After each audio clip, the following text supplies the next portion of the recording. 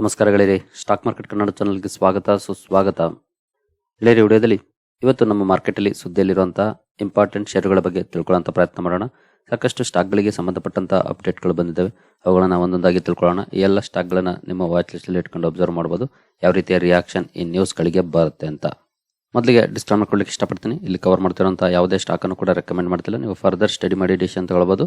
As A educational purpose ನಾನು ಈ video ನಿಮ್ಮ ಮುಂದೆ ತರ್ತಾ ಇದ್ದೀನಿ. ಗೆಳೆಯರಿ, ನಿನ್ನೆ ಅಮೆರಿಕನ್ ಮಾರ್ಕೆಟ್ ನ ಪರ್ಫಾರ್ಮೆನ್ಸ್ ಅನ್ನು ನೋಡಿದರೆ ಡೌ ಜೋನ್ಸ್ 61 ಪಾಯಿಂಟ್ಸ್ ಅಥವಾ 0.15% ಡೌನ್ ಅಲ್ಲಿ ಕ್ಲೋಸಿಂಗ್ ಅನ್ನು ಕೊಟ್ಟಿದೆ.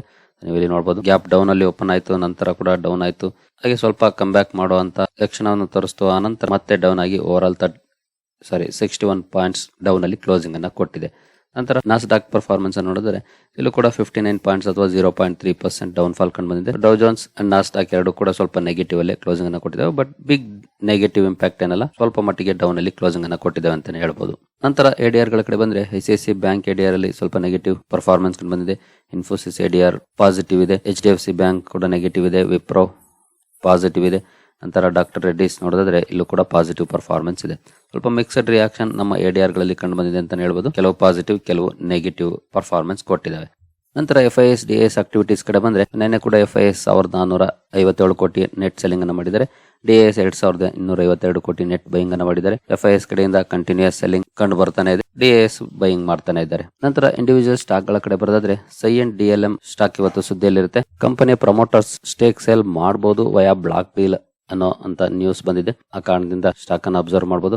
ಜೊತೆಗೆ ಫ್ಲೋರ್ ಪ್ರೈಸ್ ಕೂಡ ಫಿಕ್ಸ್ ಮಾಡಿದ್ದಾರೆ ಅನ್ನೋ ಅಪ್ಡೇಟ್ ಇದೆ. 748 ರೂಪಾಯಿಗೆ, 789 ರೂಪಾಯಿ ಕರೆಂಟ್ ಮಾರ್ಕೆಟ್ ಪ್ರೈಸ್ ಇದೆ. 748 ಅಂದ್ರೆ ಡಿಸ್ಕೌಂಟ್ ಅಲ್ಲೇ ಸೇಲ್ ಮಾಡುವಂತ ನಿರ್ಧಾರವನ್ನ ಮಾಡಿದ್ದಾರೆ ಅಂತ ಸ್ಟಾಕ್ ಅನ್ನು ಅಬ್ಸರ್ವ್ ಮಾಡಬಹುದು, ಯಾವ ರೀತಿಯ ರಿಯಾಕ್ಷನ್ ಬರುತ್ತೆ ಅಂತ. ನಂತರ ಜೀನಸ್ ಪವರ್ ಅಂಡ್ ಇನ್ಫ್ರಾ ಈ ಸ್ಟಾಕ್ ಸುದ್ದಿಯಲ್ಲಿರುತ್ತೆ. ಮೊನ್ನೆ ತಾನೇ ಒಂದು ಬಿಗ್ ಬ್ರೇಕಿಂಗ್ ನ್ಯೂಸ್ ಅನ್ನ ಕವರ್ ಮಾಡಿದ್ದೆ, ಅಂದ್ರೆ 2900 ಕೋಟಿ ಕಂಪನಿಗೆ ಸಿಕ್ಕಿರೋ ಬಗ್ಗೆ. ಈಗ ಇನ್ನೊಂದು ನ್ಯೂಸ್ ಬಂದಿದೆ ಅಂತದ್ದೇ, ಈಗ 3600 ಕೋಟಿ ಆರ್ಡರ್ ಸಿಕ್ಕಿದೆ. ಸೇಮ್ ಸ್ಮಾರ್ಟ್ ಮೀಟರ್ ಗೆ ಸಂಬಂಧಪಟ್ಟಂತೆ ಆರ್ಡರ್ ಇದು. ಆ ಕಾರಣದಿಂದ ಸ್ಟಾಕ್ ಅನ್ನು ಅಬ್ಸರ್ವ್ ಮಾಡಬಹುದು. ಮೊನ್ನೆ ಅಂತೂ 2900 ಕೋಟಿ ಆರ್ಡರ್ ಸಿಕ್ಕಾಗ ಅಪ್ಪರ್ ಸರ್ಕ್ಯೂಟ್ ಅಲ್ಲಿ ಕ್ಲೋಸಿಂಗ್ ಅನ್ನು ಕೊಟ್ಟಿತ್ತು. ಇವತ್ತು ಕೂಡ ಅಬ್ಸರ್ವ್ ಮಾಡಬಹುದು ಯಾವ ರೀತಿ ಪರ್ಫಾರ್ಮೆನ್ಸ್ ಬರುತ್ತೆ ಅಂತ. 3600 ಕೋಟಿ ಆರ್ಡರ್ ಗೆ ಸಂಬಂಧಪಟ್ಟಂತೆ 12600 ಕೋಟಿ ಮಾರ್ಕೆಟ್ ಕ್ಯಾಪ್ ಇರುವಂತಹ ಕಂಪನಿ. ಈ ಸ್ಮಾರ್ಟ್ ಮೀಟರ್ ಸೆಗ್ಮೆಂಟ್ ಅಲ್ಲಿ ಕೆಲಸ ಮಾಡುವಂತಹ ಕಂಪನಿಗಳು ತುಂಬಾನೇ ಒಳ್ಳೆ ಪರ್ಫಾರ್ಮೆನ್ಸ್ ಅನ್ನ ಇತ್ತೀಚಿನ ದಿನಗಳಲ್ಲಿ ಕೊಡ್ತಿದ್ದಾವೆ. ಆ ನಿಟ್ಟಿನಲ್ಲಿ ಬೇಕಿದ್ರೆ ಸ್ಟಡಿ ಮಾಡಬಹುದು ಕಂಪನಿಯನ್ನ. ನಂತರ ಓಲಾ ಎಲೆಕ್ಟ್ರಿಕ್ ಮೊಬಿಲಿಟಿ ಕೂಡ ಸುದ್ದಿಯಲ್ಲಿರುತ್ತೆ. ಕಂಪನಿಗೆ ಸಂಬಂಧಪಟ್ಟಂತೆ ಒಂದು ಪಾಸಿಟಿವ್ ನ್ಯೂಸ್ ಬಂದಿದೆ, ಗುಡ್ ನ್ಯೂಸ್ ಬಂದಿದೆ. ಕಂಪನಿಯ 2 ಸ್ಕೂಟರ್ಸ್ ಗೆ PLI ಸ್ಕೀಮ್ ಸರ್ಟಿಫಿಕೇಟ್ ಸಿಕ್ಕಿದೆ. ಆ ಕಾರಣದಿಂದ ಸುದ್ದಿಯಲ್ಲಿರುತ್ತೆ. ಈ ಸ್ಟಾಕ್ ಅನ್ನು ಕೂಡ ಅಬ್ಸರ್ವ್ ಮಾಡಬಹುದು. ನಿನ್ನೆ ಅಂತೂ ಸ್ವಲ್ಪ ನೆಗೆಟಿವ್ ರಿಯಾಕ್ಷನ್ ಬಂದಿತ್ತು ಸ್ಟಾಕ್ ಅಲ್ಲಿ. ಇವತ್ತು ಈ ನ್ಯೂಸ್ ಗೆ ಸಂಬಂಧಪಟ್ಟಂತೆ ಏನಾದ್ರೂ ಪಾಸಿಟಿವ್ ಪರ್ಫಾರ್ಮೆನ್ಸ್ ಬರುತ್ತಾ ಅನ್ನೋದನ್ನ ಅಬ್ಸರ್ವ್ ಮಾಡಬಹುದು. ನಂತರ LNT ಕೂಡ ಸುದ್ದಿಯಲ್ಲಿರುತ್ತೆ. ಕಾರಣ ಈ ಹಿಂದೆ GST ಡಿಮಾಂಡ್ ಬಂದಿತ್ತು, ನೀವು ಇಲ್ಲಿ ನೋಡಬಹುದು 2237 ಕೋಟಿ.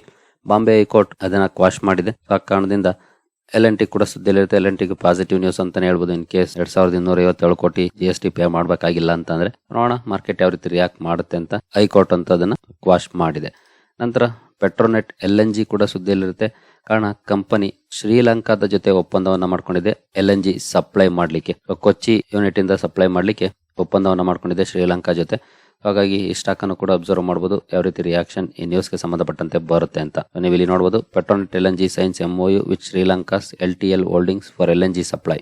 ಇಲ್ಲೂ ಇದೆ ನೋಡಬಹುದು, Petronet LNG science agreement with Sri Lankan government for power generation. ಕಾರಣಕ್ಕೆ ಪೆಟ್ರೋನೆಟ್ LNG ಸುದ್ದಿಯಲ್ಲಿರುತ್ತೆ. ಈ ಸ್ಟಾಕ್ ಅನ್ನು ಕೂಡ ಅಬ್ಸರ್ವ್ ಮಾಡಬಹುದು ಯಾವ ರೀತಿ ರಿಯಾಕ್ಷನ್ ಬರುತ್ತೆ ಅಂತ. ಒಂದು ಸರ್ಕಾರಿ ಕಂಪನಿ ಅಂತ ಗ್ರೇಟ್ ಪರ್ಫಾರ್ಮೆನ್ಸ್ ಏನ್ ಬಂದಿಲ್ಲ. ನಾವು 5 years ಪರ್ಫಾರ್ಮೆನ್ಸ್ ಅನ್ನು ನೋಡಿದ್ರೆ 58% ಕಾಣ್ತಾ ಇದೆ. ಬಟ್ ಅದು ಇತ್ತೀಚಿನ ರ್ಯಾಲಿಯ ಕಾರಣಕ್ಕೆ. ಹಿಂದೆ ನೋಡಬಹುದು ಫ್ಲಾಟ್ ಇತ್ತು. 2019ರಿಂದ 2023 ತನಕ 4 ವರ್ಷ ನೋಡಬಹುದು ಯಾವುದೇ ರಿಟರ್ನ್ಸ್ ಇಲ್ಲ, ಫ್ಲಾಟ್ ಇತ್ತು. ಈಗ ಸ್ವಲ್ಪ ಅಪ್ ಆಗಿದೆ ಸ್ಟಾಕ್. ಇಲ್ಲೂ ಕೂಡ ನೋಡಬಹುದು 2018ರಿಂದ ಕೂಡ ಫ್ಲಾಟ್ ಇದೆ. 17ರಿಂದ ಕೂಡ ಫ್ಲಾಟ್ ಇತ್ತು. ಈಗ ಅಪ್ ಆಗಿದೆ ಸ್ಟಾಕ್. ಸ್ಟಡಿ ಮಾಡಬಹುದು ಪೆಟ್ರೋನೆಟ್ LNG ಇಂಟ್ರೆಸ್ಟ್ ಇರೋರು. ನಂತರ NHPC ಕೂಡ ಸುದ್ದಿಯಲ್ಲಿರುತ್ತೆ. NHPC ಆಕ್ಚುಲಿ ಒಂದು ಬ್ಯಾಡ್ ನ್ಯೂಸ್ ಅಂತ ಹೇಳ್ಬೋದು. ಕಂಪನಿಯ ಒಂದು ಪವರ್ ಪ್ರಾಜೆಕ್ಟ್ ನಡೀತಿರುವಂತಹ ಪ್ಲಾಂಟ್ ಅಲ್ಲಿ ಲ್ಯಾಂಡ್ ಸ್ಲೈಡ್ ಉಂಟಾಗಿದೆ. ಆ ಕಾರಣದಿಂದ ಸುದ್ದಿಯಲ್ಲಿರುತ್ತೆ. ಒಂದು ಬ್ಯಾಡ್ ನ್ಯೂಸ್ ಅಂತಾನೆ ಹೇಳ್ಬೋದು. ಇದನ್ನ ಸ್ಟಾಕ್ ಅನ್ನು ಅಬ್ಸರ್ವ್ ಮಾಡಬಹುದು ಮಾರ್ಕೆಟ್ ಅಲ್ಲಿ ಯಾವ ರೀತಿ ರಿಯಾಕ್ಷನ್ ಈ ನ್ಯೂಸ್ ಗೆ ಸಂಬಂಧಪಟ್ಟಂತೆ ಇರುತ್ತೆ ಅಂತ. ನಂತರ ರಿಲಯನ್ಸ್ ಇಂಡಸ್ಟ್ರೀಸ್ ಸುದ್ದಿಯಲ್ಲಿರುತ್ತೆ. ಕಾರಣ ಟೆಲಿಕಾಂ ಡೇಟಾ ರಿಲೀಸ್ ಆಗಿದೆ. ಯಾವ ಕಂಪನಿಗೆ ಎಷ್ಟು ಕಸ್ಟಮರ್ಸ್ ಆಡ್ ಆಗಿದ್ದಾರೆ, ಎಷ್ಟು ಕಸ್ಟಮರ್ಸ್ ಕಡಿಮೆ ಆಗಿದ್ದಾರಾ, ಜಾಸ್ತಿ ಆಗಿದ್ದಾರಾ ಅನ್ನೋದ್ರ ಬಗ್ಗೆ ಜುಲೈ ಮಂತ್ ಡೇಟಾ. ಆ ಕಾರಣದಿಂದ ರಿಲಯನ್ಸ್ ಇಂಡಸ್ಟ್ರೀಸ್ ಸುದ್ದಿಯಲ್ಲಿರುತ್ತೆ. ರಿಲಯನ್ಸ್ ಜಿಯೋಗೆ 19.1 ಲಕ್ಷ ಕಸ್ಟಮರ್ಸ್ ಆಡ್ ಆಗಿದ್ದಾರೆ. ಕಂಪೇರ್ ಟು ಜೂನ್ ಕಡಿಮೆ ಆಗಿದ್ದಾರೆ. 21 ಲಕ್ಷ ಪ್ಲಸ್ ಇತ್ತು, ಈಗ 19 ಲಕ್ಷಕ್ಕೆ ಇಳಿದಿದೆ, ಕಡಿಮೆ ಆಗಿದೆ. ಅಟ್ ದ ಸೇಮ್ ಟೈಮ್ ಹಾಗೆ ಭಾರತಿ ಏರ್ಟೆಲ್ ಕಸ್ಟಮರ್ಸ್ ಎಷ್ಟು ಆಡ್ ಆಗಿದ್ದಾರೆ ಅಂತ ನೋಡಿದ್ರೆ 12.52 ಲ್ಯಾಕ್ ಆಡ್ ಆಗಿದ್ದಾರೆ ಜುಲೈಯಲ್ಲಿ. ಜೂನ್ ಅಲ್ಲಿ 12.5 ಇತ್ತು. 12.5 ಇಂದ 12.52ಗೆ ಅಪ್ ಆಗಿದೆ. ರಿಲಯನ್ಸ್ ಜಿಯೋ ಡೌನ್ ಆಗಿದೆ ಪರ್ಫಾರ್ಮೆನ್ಸ್, ಇಲ್ಲಿ ಸ್ವಲ್ಪ ಅಪ್ ಆಗಿದೆ, ಅಂದ್ರೆ ಹೊಸ ಕಸ್ಟಮರ್ಸ್ ಆಡ್ ಆಗಿರೋದು. ನಂತರ ವೋಡಾಫೋನ್ ಐಡಿಯಾ ಡೇಟಾ ಕೂಡ ರಿಲೀಸ್ ಆಗಿದೆ. ಇಲ್ಲಿ 8.6 ಲ್ಯಾಕ್ ಕಸ್ಟಮರ್ಸ್ ಆಡ್ ಆಗಿದ್ದಾರೆ. ಕಂಪೇರ್ ಟು ಜೂನ್ ಕಡಿಮೆ ಆಗಿದ್ದಾರೆ. 9.25 ಏನಾಯ್ತು ಅದು 8.6 ಬಂದಿದೆ. ಅಂದ್ರೆ last month previous month compare ಮಾಡಿದ್ರೆ ಜುಲೈಯಲ್ಲಿ ಕಡಿಮೆ ಆಗಿದ್ದಾರೆ. ಇಲ್ಲಿ ರಿಲಯನ್ಸ್ ಜಿಯೋ ಅಂಡ್ ವೋಡಾಫೋನ್ ಐಡಿಯಾಗೆ ಸ್ವಲ್ಪ ನೆಗೆಟಿವ್ ಅಂತಾನೆ ಹೇಳ್ಬೋದು. ಹಿಂದಿನ ತಿಂಗಳಿಗೆ ಹೋಲಿಸಿದ್ರೆ ಈ ಸಲ ಕಸ್ಟಮರ್ಸ್ ಕಮ್ಮಿ ಆಗಿದ್ದಾರೆ, ಆಡ್ ಆಗಿರುವಂತ ಕಸ್ಟಮರ್ಸ್. ಆದ್ರೆ ಏರ್ಟೆಲ್ ಅಲ್ಲಿ ಸ್ವಲ್ಪ ಜಾಸ್ತಿ ಆಗಿದ್ದಾರೆ. 3 ಸ್ಟಾಕ್ ಗಳನ್ನು ಅಬ್ಸರ್ವ್ ಮಾಡಬಹುದು, ಯಾವ ರೀತಿ ರಿಯಾಕ್ಷನ್ ಮಾರ್ಕೆಟ್ ಅಲ್ಲಿ ಕಂಡು ಬರುತ್ತೆ ಅಂತ. ನಂತರ HG ಇನ್ಫ್ರಾ ಎಂಜಿನಿಯರಿಂಗ್ ಸುದ್ದಿಯಲ್ಲಿರುತ್ತೆ. ಕಾರಣ ಕಂಪನಿಯ ಪ್ರಮೋಟರ್ಸ್ ನಿನ್ನೆ ಬ್ಲಾಕ್ ಡೀಲ್ ಮೂಲಕ ಸ್ಟೇಕ್ ಸೇಲ್ ಅನ್ನ ಮಾಡಿದ್ದಾರೆ. ಪ್ರಮೋಟರ್ ಸ್ಟೇಕ್ ಸೇಲ್ ಮಾಡಿದ್ದಾರೆ ಅಂದ ತಕ್ಷಣ ಭಯ ಪಡುವಂತದ್ದೇನಿರೋದಿಲ್ಲ, ಬಟ್ ಯಾರು ತಗೊಂಡಿದ್ದಾರೆ ಅದು ತುಂಬಾ ಇಂಪಾರ್ಟೆಂಟ್ ಆಗುತ್ತೆ. ಇಲ್ಲಿ ಟಾಟಾ ಮ್ಯೂಚುವಲ್ ಫಂಡ್ ಅವರು ಒಂದಷ್ಟು ಹೋಲ್ಡಿಂಗ್ ಅನ್ನ ತಗೊಂಡಿದ್ದಾರೆ. ಹಾಗೆ ಆದಿತ್ಯ ಬಿರ್ಲಾ ಸನ್ ಲೈಫ್ ಅವರು ಒಂದಷ್ಟು ಹೋಲ್ಡಿಂಗ್ ಅನ್ನ ತಗೊಂಡಿದ್ದಾರೆ. 2 ಮ್ಯೂಚುವಲ್ ಫಂಡ್ಗಳು ಪ್ರಮೋಟರ್ ಇಂದ ಡೈರೆಕ್ಟ್ ಆಗಿ ಪರ್ಚೇಸ್ ಮಾಡಿದ್ದಾರೆ. ಸ್ಟಾಕ್ ಅನ್ನು ಅಬ್ಸರ್ವ್ ಮಾಡಬಹುದು. ಈ ನ್ಯೂಸ್ ನ ಕಾರಣಕ್ಕೆ ಏನಾದರೂ ರಿಯಾಕ್ಷನ್ ಸ್ಟಾಕ್ ಅಲ್ಲಿ ಇರುತ್ತೆ ಅಂತ.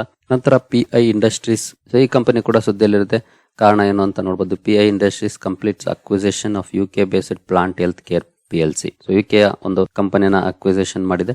ಆ ಕಾರಣದಿಂದ ಸುದ್ದಿಯಲ್ಲಿರುತ್ತೆ. ಈ ಸ್ಟಾಕ್ ಅನ್ನು ಕೂಡ ಅಬ್ಸರ್ವ್ ಮಾಡಬಹುದು. ಒಳ್ಳೆ ಕಂಪನಿ, 65,000 ಕೋಟಿ ಮಾರ್ಕೆಟ್ ಕ್ಯಾಪ್ ಇರುವಂತದ್ದು. ಲಾಂಗ್ ಟರ್ಮ್ ಗೆ ಇನ್ವೆಸ್ಟ್ ಮಾಡೋರಿಗೆ ಖಂಡಿತ ಒಳ್ಳೆ ಕಂಪನಿ.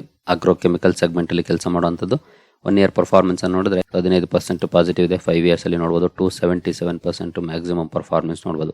ಸೊ ಕನ್ಸಿಸ್ಟೆಂಟ್ ಪರ್ಫಾರ್ಮರ್ ಅಂತಾನೆ ಹೇಳ್ಬೋದು.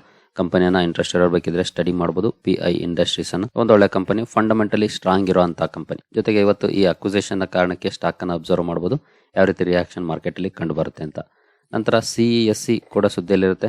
ಕಾರಣ ಕಂಪನಿ ರಿನ್ಯೂವಬಲ್ ಎನರ್ಜಿ ಸೆಕ್ಟರ್ ಅಲ್ಲಿರುವಂತಹ ಅಪಾರ್ಚುನಿಟೀಸ್ ಎಕ್ಸ್ಪ್ಲೋರ್ ಮಾಡಲಿಕ್ಕೆ ಸಬ್ಸಿಡಿಯರಿ ಫಾರ್ಮ್ ಮಾಡಿದೆ. ಆ ಕಾರಣದಿಂದ ಸುದ್ದಿಯಲ್ಲಿರುತ್ತೆ. ಈ ಸ್ಟಾಕ್ ಅನ್ನು ಕೂಡ ಅಬ್ಸರ್ವ್ ಮಾಡಬಹುದು, ಯಾವ ರೀತಿ ರಿಯಾಕ್ಷನ್ ಮಾರ್ಕೆಟ್ ಅಲ್ಲಿ ಬರುತ್ತೆ ಅಂತ. ಇತ್ತೀಚಿನ ಪರ್ಫಾರ್ಮೆನ್ಸ್ ಅನ್ನು ನಾವು ನೋಡೋದಾದ್ರೆ ಲಾಸ್ಟ್ 1 ಇಯರ್ ಅಲ್ಲಿ ತುಂಬಾ ಚೆನ್ನಾಗಿ ಪರ್ಫಾರ್ಮ್ ಮಾಡಿದೆ. 128% ಪಾಸಿಟಿವ್ ಇದೆ. 5 ಇಯರ್ಸ್ 134%. ಅಂದ್ರೆ ಎಲ್ಲ ಸರ್ಕಾರಿ ಕಂಪನಿಗಳ ತರನೇ ಇಲ್ಲೂ ಕೂಡ ಪರ್ಫಾರ್ಮೆನ್ಸ್ ಇದೆ ಅಂತಾನೆ ಹೇಳ್ಬೋದು. ನಮಗೆ ಮ್ಯಾಕ್ಸಿಮಮ್ ಪರ್ಫಾರ್ಮೆನ್ಸ್ ನೋಡಿದ್ರೆ ಈ ರೀತಿ ಪರ್ಫಾರ್ಮೆನ್ಸ್ ಅನ್ನ ಕೊಟ್ಟಿರುವಂತ ಕಂಪನಿ. 24,000 ಕೋಟಿ ಮಾರ್ಕೆಟ್ ಕ್ಯಾಪ್ ಇರುವಂತದ್ದು. ಸರಿ, ಇದು ಸರ್ಕಾರಿ ಕಂಪನಿ ಅಲ್ಲ, ಬಟ್ ಎಲ್ಲ ಪವರ್ ಸೆಕ್ಟರ್ ನ ಸ್ಟಾಕ್ ಗಳಂತೆ ಪರ್ಫಾರ್ಮೆನ್ಸ್ ಇದೆ ಅಷ್ಟೇ. ಸೊ ಸರ್ಕಾರಿ ಕಂಪನಿ ಅಲ್ಲ, ಪ್ರೈವೇಟ್ ಕಂಪನಿ. ಇಂಟ್ರೆಸ್ಟ್ ಇರೋ ಸ್ಟಡಿ ಮಾಡಬಹುದು. ಜೊತೆಗೆ ಇವತ್ತು ಸ್ಟಾಕ್ ಅನ್ನ ಅಬ್ಸರ್ವ್ ಮಾಡಬಹುದು. ಈ ನ್ಯೂಸ್ಗೆ ಸಂಬಂಧಪಟ್ಟಂತೆ ಸ್ಟಾಕ್ ಅಲ್ಲಿ ಯಾವ ರೀತಿ ರಿಯಾಕ್ಷನ್ ಬರುತ್ತೆ ಅಂತ. ನೆಕ್ಸ್ಟ್ ಗಿಫ್ಟ್ ನಿಫ್ಟಿ ಕಡೆ ಬಂದ್ರೆ, ಗಿಫ್ಟ್ ನಿಫ್ಟಿಯಲ್ಲಿ ಆಸ್ ಆಫ್ ನಾವು 31 ಪಾಯಿಂಟ್ಸ್ ಡೌನ್ ಪರ್ಫಾರ್ಮೆನ್ಸ್ ಕಂಡು ಬರ್ತಾ ಇದೆ, ಅಥವಾ 0.13%. ಹಾಗೆ ನಾವು ಏಷ್ಯನ್ ಮಾರ್ಕೆಟ್ ಗಳ ಪರ್ಫಾರ್ಮೆನ್ಸ್ ಅನ್ನು ನೋಡಿದ್ರೆ ಇಲ್ಲೂ ಕೂಡ ನೆಗೆಟಿವ್ ಸೆಂಟಿಮೆಂಟ್ ಇದೆ. ಜಕಾರ್ದ ಕಂಪೋಸಿಟ್ ಮಾತ್ರ ಸ್ವಲ್ಪ ಪಾಸಿಟಿವ್ ಅಲ್ಲಿ ಟ್ರೇಡ್ ಆಗ್ತಿದೆ. ನೋಡಿದ ಎಲ್ಲ ಮಾರ್ಕೆಟ್ಸ್ ಕೂಡ ನೆಗೆಟಿವ್ ಅಲ್ಲೇ ಟ್ರೇಡ್ ಆಗ್ತಿದೆ. ಅದನ್ನ ನೀವು ಇಲ್ಲಿ ನೋಡಬಹುದು. ಸ್ವಲ್ಪ ನೆಗೆಟಿವ್ ಟ್ರೆಂಡ್ ಆಸ್ ಆಫ್ ನಾವು ಕಾಣ್ತಾ ಇದೆ. ಇನ್ನು ಸಾಕಷ್ಟು ಸಮಯ ಇದೆ. 9:15ಗೆ ಮಾರ್ಕೆಟ್ ಓಪನ್ ಆಗೋದು ಇನ್ನು ಅರೌಂಡ್ 2 ಅವರ್ಸ್ ಇದೆ ಟೈಮ್. ಅಷ್ಟರಲ್ಲಿ ಏನ್ ಬೇಕಾದ್ರೂ ಪರಿಸ್ಥಿತಿ ಬದಲಾಗಬಹುದು. ಆಸ್ ಆಫ್ ನಾವು ಇರುವಂತಹ ಇಂಡಿಕೇಶನ್ ಅನ್ನು ನೋಡಿದ್ರೆ ಖಂಡಿತ ಸ್ವಲ್ಪ ನೆಗೆಟಿವ್ ಇದೆ. ಹಾಗಾಗಿ ಗ್ಯಾಪ್ ಡೌನ್ ಓಪನಿಂಗ್ ಅನ್ನು ನಾವು ಎಕ್ಸ್ಪೆಕ್ಟ್ ಮಾಡಬಹುದು ಇವತ್ತು ನಮ್ಮ ಮಾರ್ಕೆಟ್ ಅಲ್ಲಿ. ಹಾಗೆ ಡೌ ಜೋನ್ಸ್ ಫ್ಯೂಚರ್ಸ್ ಪರ್ಫಾರ್ಮೆನ್ಸ್ ನೋಡಿದ್ರೆ ಇಲ್ಲಿ 5 ಅಥವಾ 6 ಪಾಯಿಂಟ್ಸ್ ಪಾಸಿಟಿವ್ ಇದೆ. ಅಂತ ದೊಡ್ಡ ಪರ್ಫಾರ್ಮೆನ್ಸ್ ಏನಲ್ಲ, ಫ್ಲಾಟಿಶ್ ಪರ್ಫಾರ್ಮೆನ್ಸ್ ಅಂತ ಬೇಕಿದ್ರೆ ಕರಿಬಹುದು. ಫ್ಲಾಟ್ ಓಪನಿಂಗ್ ಅಥವಾ ಸ್ವಲ್ಪ ಗ್ಯಾಪ್ ಡೌನ್ ಓಪನಿಂಗ್ ಅನ್ನು ನಾವು ಎಕ್ಸ್ಪೆಕ್ಟ್ ಮಾಡಬಹುದು. ಇನ್ ಕೇಸ್ ಇದೇ ರೀತಿ ಪರ್ಫಾರ್ಮೆನ್ಸ್ 9:15ವರೆಗೂ ಕಂಟಿನ್ಯೂ ಆದ್ರೆ, ಅಷ್ಟರಲ್ಲಿ ಏನಾದ್ರೂ ಬದಲಾವಣೆ ಆದ್ರೆ ಅದಕ್ಕೆ ತಕ್ಕಂತೆ ರಿಯಾಕ್ಷನ್ ಇರುತ್ತೆ. ನೋಡೋಣ ಫಾರ್ ದ ಬೆಸ್ಟ್ ಯಾವ ರೀತಿ ಪರ್ಫಾರ್ಮೆನ್ಸ್ ಇರುತ್ತೆ ಅಂತ. ಸರಿಗಳಿರಿ, ಈ ಎಲ್ಲ ಅಪ್ಡೇಟ್ಸ್ ನಿಮಗೆ ಇಷ್ಟ ಆಗಿದೆ ಅಂದ್ಕೊಳ್ತೀನಿ. ಮುಂದಿನ ವಿಡಿಯೋದಲ್ಲಿ ಸಿಗೋಣ. ಅಲ್ಲಿವರೆಗೂ ಜೈ ಹಿಂದ್, ಜೈ ಕರ್ನಾಟಕ.